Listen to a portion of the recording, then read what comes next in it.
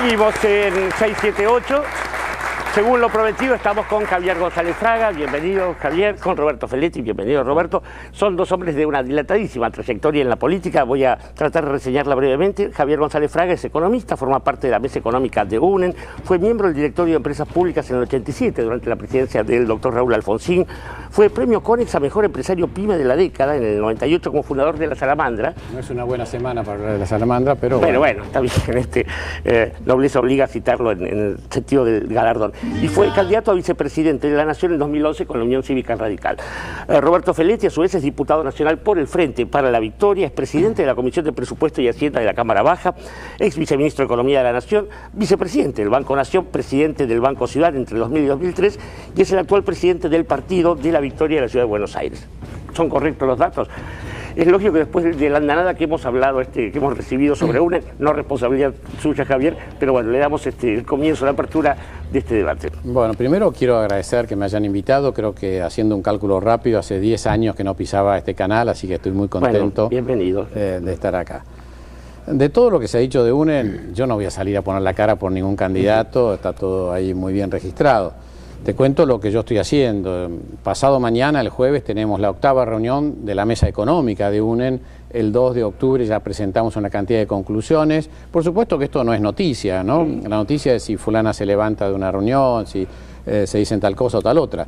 Pero estamos hace meses trabajando, economistas de distintas fuerzas políticas, y la sorpresa es que nos estamos llevando muy bien y hemos llegado a una cantidad de acuerdos. Esto van a ser públicos en 4 o 5 semanas más, antes del 16 de diciembre, con seguridad. Pero como anticipo hoy, de algún modo el discurso de la presidenta planteó un modelo casi como respuestas a las palabras de Weiss, ahí en la clausura de la 62 reunión de la Comisión de la Industria de la Construcción.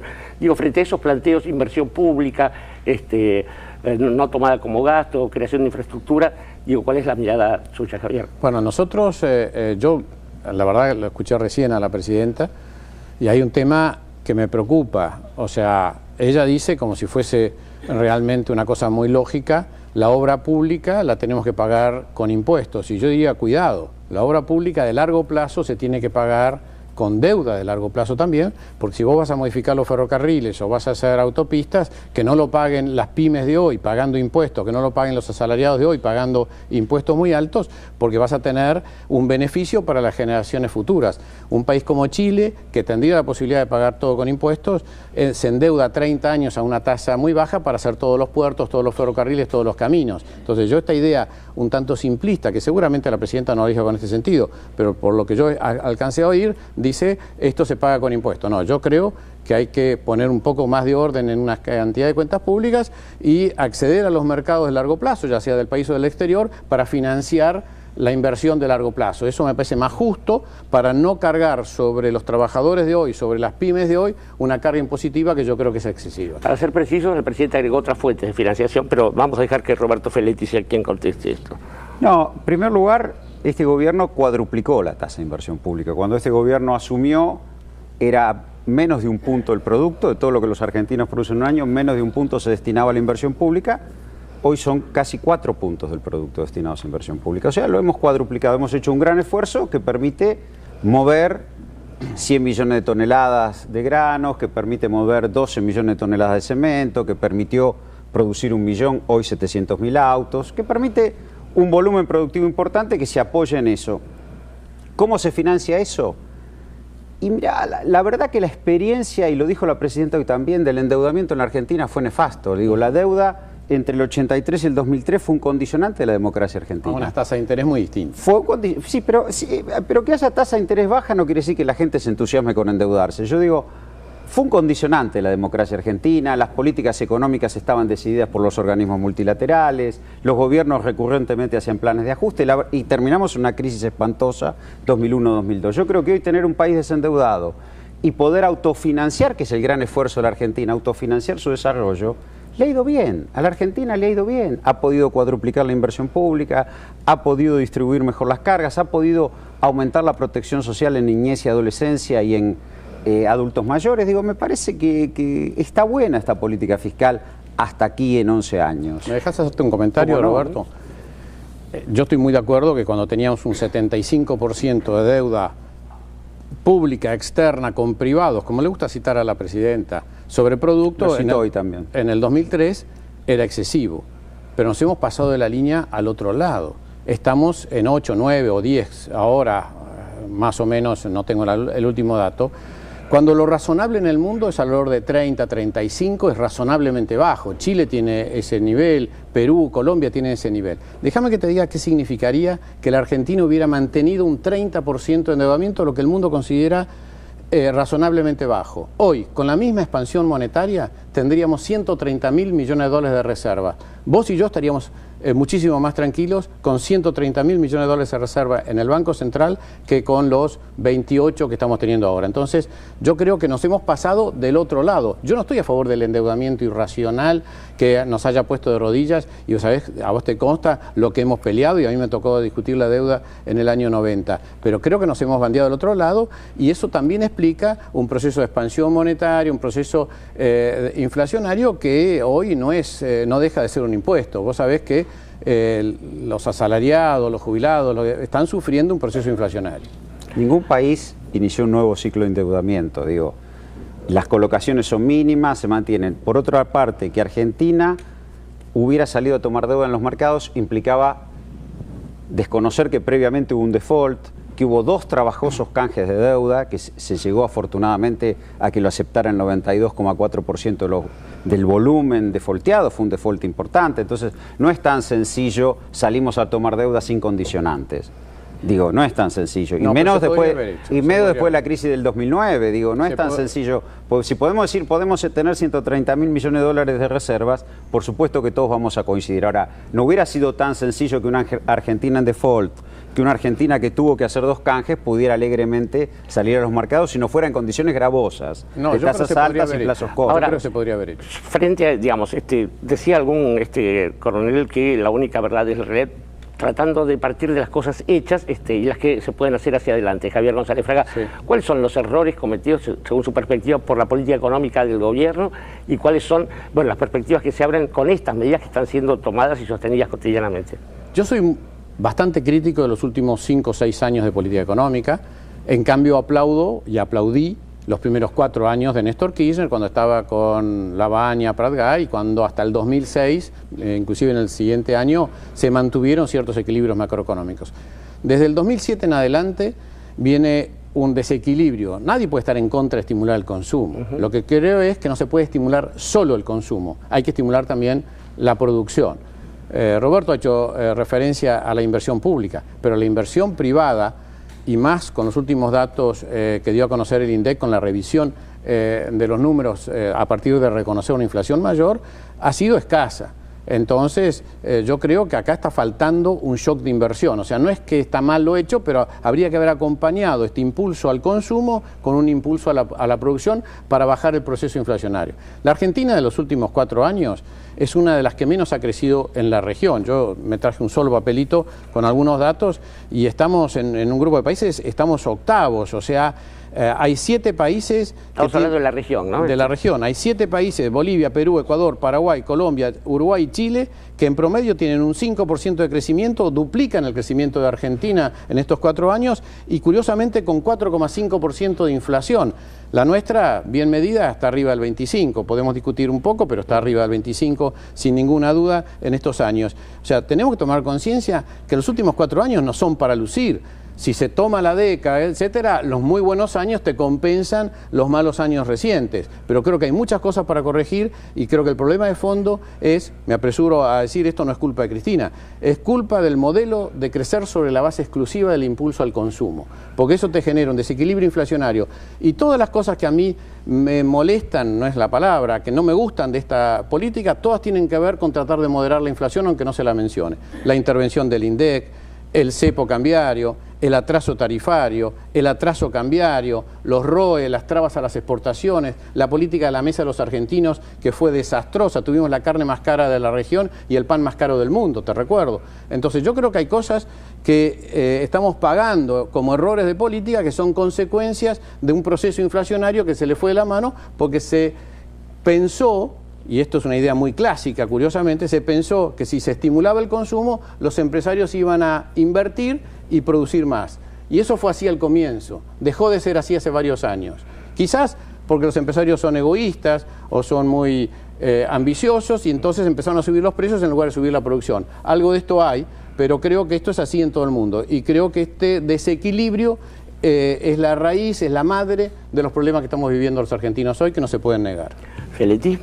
Primero, comparamos, digo, la presidencia de Néstor Kirchner, el primer tramo era una economía sobreajustada, se recibió un overshooting, una devaluación enorme en el 2002, y con una economía sobreajustada lo que había que hacer era recuperar. Además era una economía que en ese momento, producto del default, recién los primeros servicios de deuda comienzan a caer en el 2007. Digo, era una economía que había que recuperarla y para eso, por suerte, hubo una expansión de salario de empleo, hubo paritarias, los sindicatos siguen negociando hasta hoy salarios al alza y durante ese periodo obviamente hubo más consumo, por suerte, hubo mayor nivel de exportación autofinanciado, no tuvimos que tomar capitales del exterior y llegamos a un escenario en el cual hoy tenemos una economía sobreexpandida.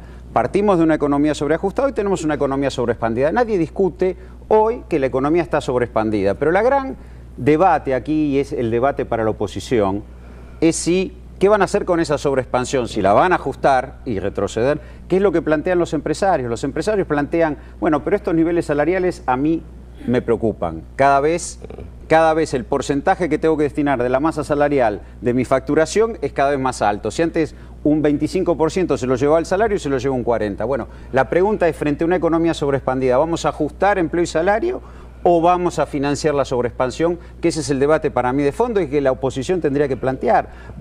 Hoy hay un escenario en el cual, efectivamente, el gobierno tiene una debilidad de divisas por 3 factores. Nuestro principal socio comercial no crece, Brasil, que nos compra muchísimo.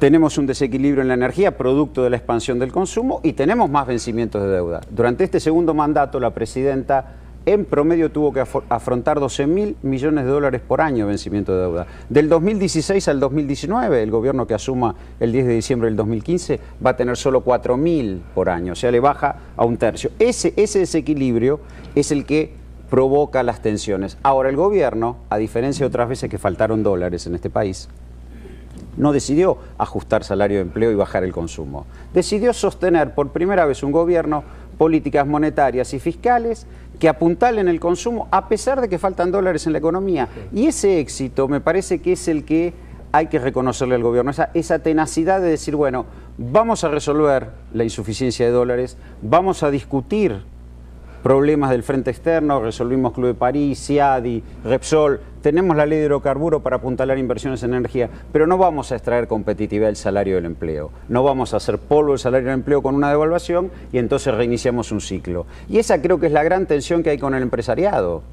Creo que, Javier, lo que estaba diciendo Feletti habla del qué y el cómo, ¿no? Adhiero plenamente a eso. Uy, qué suerte. Pero volvemos a eso, qué y cómo, ¿no? ¿Qué se va a hacer y cómo se va a hacer? ¿No? Pero déjame que te aclare. Primero, ya está el ajuste en marcha, porque el ajuste no tiene por qué decidirlo el gobierno, el ajuste lo están decidiendo los propios empresarios porque ya los salarios están abajo de la inflación y si se intenta subirlo por arriba le van a volver a ganar porque hay una realidad y es que eso se está ajustando, por algo el consumo ya está dando por primera vez en 12 años señales negativas, o sea, y está pasando ahora, no es que está pasando con el próximo gobierno, está pasando ahora.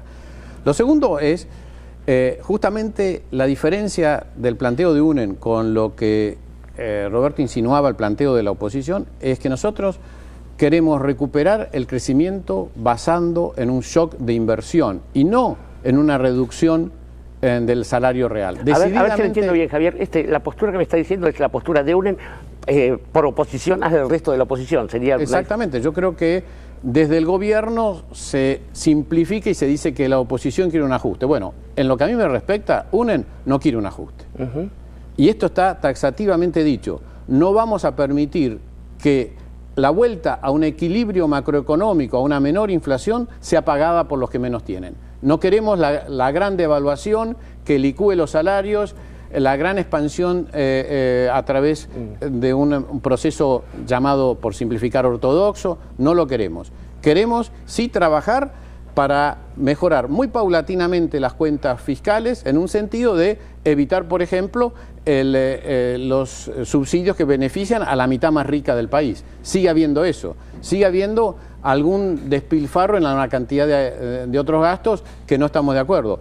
Pero también tenemos que recurrir a otras fuentes de financiamiento para que esto no sea un tema de ajuste. O sea, no estamos de acuerdo con la palabra ajuste. Esto es una cuestión clave. Y sobre todo, no queremos que ni una familia pobre más en la Argentina para salir de estas dificultades macroeconómicas. Y esto creo que es un tema central, no nos movemos de eso. Si hace falta ir, y esto es una diferencia con otros sectores de la oposición, si hace falta tomarnos 4 años para volver a una inflación de un dígito, vamos a tomarnos 4 años.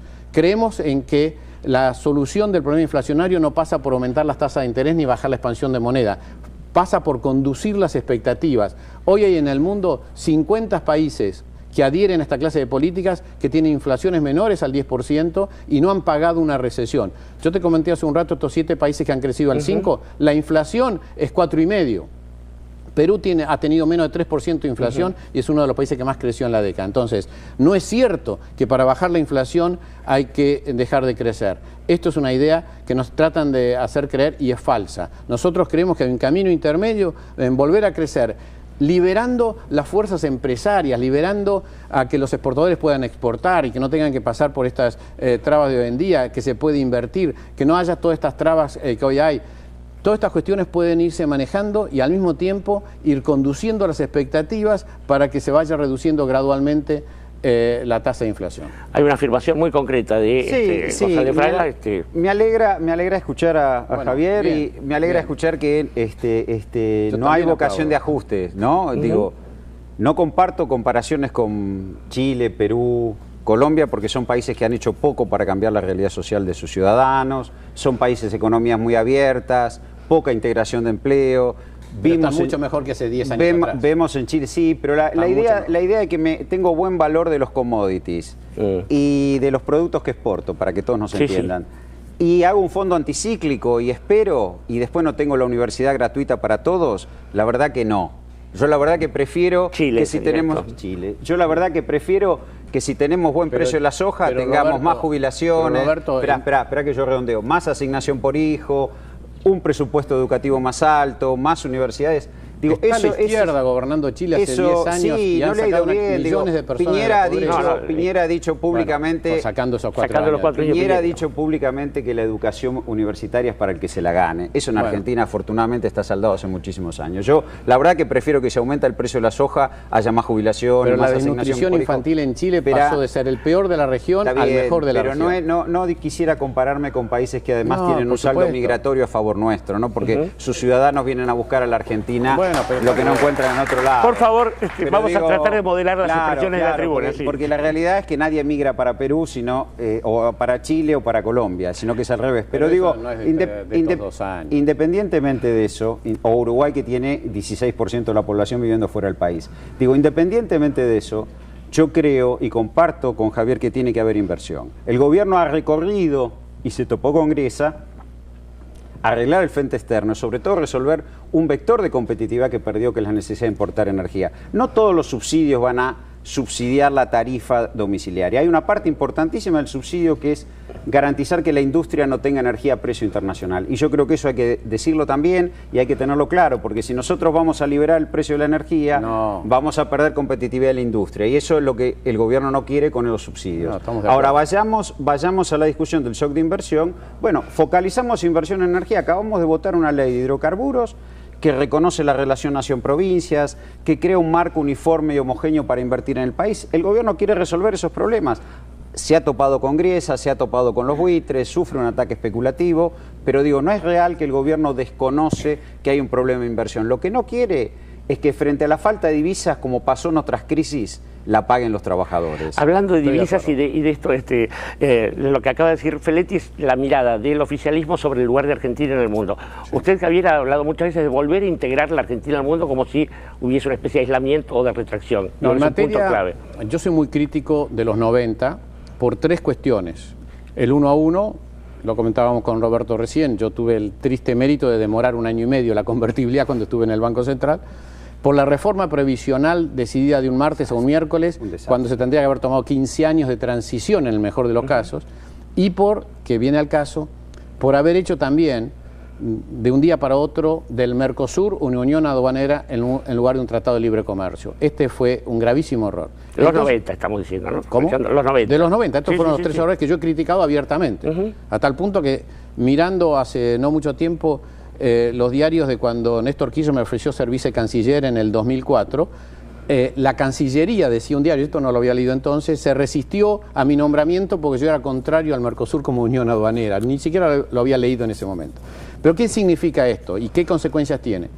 Que Argentina y también Brasil son de los países más aislados del mundo en materia comercial. A Brasil le importa menos porque el mercado interno de ellos es muy grande.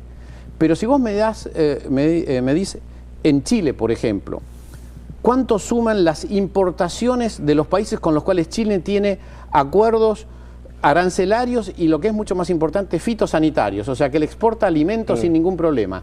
Bueno, medido por las importaciones es un mercado 100 veces más grande que el de Argentina. Nosotros solamente tenemos a el Mercosur, o sea, los tres países. Ellos han hecho acuerdos, tratado de libre comercio, no unión aduanera, no tienen ninguna unión aduanera. Han hecho tratado de libre comercio con una cantidad de países y eso hace que se radiquen muchas inversiones, inclusive de argentinos. Hay argentinos que están llevando leche en polvo a Chile porque la transforman en Chile y la exportan como productos lácteos hechos en Chile a una cantidad de países. Pasa lo mismo con carne, pasa lo mismo con una cantidad de productos. Entonces, mi crítica al aislamiento internacional de Argentina, insisto, esto no es una creación de este gobierno, pero se ha mantenido, es que nos hemos confinado a una relación de unión aduanera con Brasil en lugar de tratar de tener tratados de libre comercio con una cantidad de países del mundo. La Argentina no es un país ni grande ni chico, es un país mediano. Necesitamos el mundo para comerciar. La verdad que, bueno, estas tenaz difusión de que Argentina está aislado en el mundo no es así. Digo, hay 81.000 millones de dólares de exportaciones que dicen que no. Pero digo, primero dos cosas del libre comercio. Argentina le dijo que no a un área de libre comercio que planteaba Estados Unidos en el 2005 y afortunadamente le dijo que no. Afortunadamente le dijo que no porque nos permitió defender nuestra industria. Segundo lugar, las relaciones con los países. Brasil es clave para nuestra industria. Hoy no podemos pensar política industrial sin Brasil. Es un país al que le vendemos en industria 18.000 millones de dólares por año. Para muchos empresarios argentinos vender industria en Brasil es como vender industria en Quilmes. Es un mercado interno ampliado. Siempre nos dijeron, la industria argentina no tiene escala, son pocos los consumidores. No. Hemos ganado un mercado importante, 10% de las importaciones brasileñas van a la Argentina, es un volumen grande. Brasil es importante para la industria, como China o el Asia-Pacífico lo es para el agro, digo, los países. Entonces, en primer lugar hay que ver las inserciones internacionales. Argentina tiene un intercambio con Brasil muy fuerte, que opera como un mercado interno ampliado y hay que defenderlo y hay que sostenerlo. Y una de las dificultades, yo señalaba, más que el fallo de Griesa, por ahí a mí me preocupa más que Brasil no nos compre autos. Por el otro, me parece que también la emergencia del Asia-Pacífico ha sido una bendición para la Argentina. Digo, esto no es por hacer antinorteamericanismo, pero con Estados Unidos somos una economía competitiva. Nunca vamos a poder tener ese ensamble que inclusive hubo con el Imperio Británico. Digo, la emergencia para Argentina es decisivo, demandantes de nuestros productos. Europa sigue siendo un destino del 23% de nuestras exportaciones. Digo, me parece que pensar en una Argentina aislada no es así, no es así. Pensar que Brasil no es importante para Argentina es decisivo para una política industrial argentina. Y me parece que pensar Chile con los tratados de libre comercio es una economía abierta, desindustrializada y con una fuerte dosis de desintegración. Entonces no podemos compararnos con esas economías. Creo que el destino de Argentina, 2/3 de las exportaciones industriales son en Sudamérica. Es Sudamérica por la ecuación energética, por la ecuación alimentaria, por la política industrial. Y también es un mundo que han aparecido otros bloques, el caso de Brasil, Rusia, India, China, que representan un 30% del producto, que son socios de la Argentina porque demandan nuestros productos. Esta es la realidad. ¿Quiénes demandan nuestros productos? Estados Unidos compite, esos países demandan nuestros productos. Industriales unos, agropecuarios otros, y me parece que eso hay que defenderlo, y es lo que le ha permitido a la Argentina crecer autónomamente y sin endeudarse. Yo rechazo cualquier política de tratado de libre comercio, creo en la administración de comercio, porque es lo que le permite a Argentina sostener sobre todo su industria. ¿Puedo hacer un comentario acá? Sí, claro. De los 81.000 millones, más de 35.000 millones son cereales o commodities. Y a mí me gustaría... manufacturados también, pero contámelos. No, manufacturados son aceites y harinas. Y sí, no, tenés 28.000 casi. No, pero eso no es manufacturado, Roberto. Bueno. Eso es una máquina que le da un golpe a un poroto. No, eso no llamé... Pero tiene algunos trabajadores, pero eso, no, más que, muy poco, más muy que poco, los cereales. Muy pocos. Fíjate un dato, yo admiro a Brasil. Y la harina también. Y quiero ser pastas. proveedor industrial de Brasil. Pero lamentablemente Brasil exporta, lamentablemente no, para ellos muy bien, exporta el 75% solo de la soja como harina, aceite o porotos. El resto la transforma en pollos y en carne. Nosotros exportamos el 96% de nuestra soja sin elaborar. Sí, pero Brasil primarizó sus exportaciones, nosotros aumentamos nuestro componente industrial. No, eso depende de cómo lo vayan midiendo. Depende de cómo lo vayan midiendo. Si vos medís toda la soja, harina, más aceite, más poroto como un producto primario, no es así. Lo que pasa es que vos creés que eso es un producto industrial. Digo que es un producto con algún grado de valor agregado. Mínimo. Yo quiero lácteos, carnes y pollo. Pero lo fundamental es los 250.000 autos que llegaste a vender. Antes de pelearnos por la dieta, que es el primer punto que se han completado aquí, tenemos que hacer un corte más. Digo, pero una cosa que queda a discutir. Pero estoy muy de acuerdo con Brasil. Yo no quiero... Es esencial para la escala de nuestra industria. Estoy totalmente de acuerdo. Lo que no quiero es que esto sea unión aduanera, porque eso nos obliga a ir juntos del brazo con Brasil a negociar con Europa o con los demás, y Brasil impone sus condiciones. Javier. Mira, la obsesión que tengo hace muchos años es combatir la pobreza, y creo que esta tiene que ser una política de Estado. La pobreza no se combate solo generando empleo, no se combate solo con educación, porque hay muchos empleos que aparecen y muchos chicos que no califican para ser educados. Entonces yo creo que hay que ir más a fondo. El tema de la desnutrición infantil, el tema de que se puedan escolarizar, el tema de que realmente tengan un ámbito donde estudiar y donde compartir con sus padres. Eso se llama vivienda, para recrear la familia. Creo que esto es central. Nosotros querríamos multiplicar por 4 el número de viviendas que hoy se está haciendo. Así de sencillo. Porque creo que vivienda es igual a hogar, hogar es igual a familia. Y en el ámbito de la familia desaparece la droga, aparece la escuela, aparecen chicos nutridos. Y eso creo que es la base para una Argentina al futuro. Roberto Feletti. Creo que va a haber continuidad, porque creo que el Frente para la Victoria va a seguir siendo gobierno en el 2015, al 10 de diciembre del 2015, en primer lugar. Y en segundo lugar, creo que estamos, si esto continúa, si superamos esta restricción externa, si llegan las inversiones, si sostenemos tenazmente el mercado interno, si mantenemos nuestra relación para política industrial con Brasil, creo que Argentina está en el umbral del desarrollo. Creo que hoy es un país de tamaño medio, número 25 de la economía del mundo, puede llegar a ser un país que acelera en los próximos años. Vamos a tener menos peso de la deuda, un país con posibilidades de cruzar el umbral del desarrollo, y me parece que están dadas las condiciones, y me parece que si hay continuidad, si defendemos estas políticas, mercado interno, inserción, industria, estamos pasando el umbral del desarrollo, y las preocupaciones de Javier, que también son las mías, van a decrecer.